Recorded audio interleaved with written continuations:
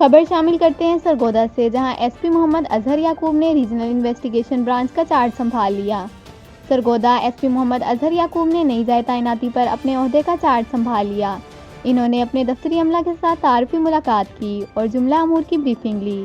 साल 2023 के दौरान रीजनल इन्वेस्टिगेशन ब्रांच को तब्दीली तफ्तीश की कुल 293 दरख्वास्तें मौसूल हुई, जिनमें से 268 दरख्वास्तों को यकसू किया गया, जबकि 48 मुकदमात की असर तफ्तीश मुकम्मल की गई। इस मौका पर इन्होंने कहा, तमाम दरख्वास्तों को इनकी हसासियत मद्देनज़र रखते हुए बर वक्त यकसू करना मेरी अवलीन तरजीह है। खुश इखलाकी को अपना शुआर बनाएं, मेहनत और लगन से अपने फ़राइज़ सर अंजाम दें। इन्होंने ज़ेर तफ्तीश मुकदमात को इनके तमाम पहलुओं को मद्देनज़र रखते हुए मेरिट पर बर वक्त मुकम्मल करने की हदायत की।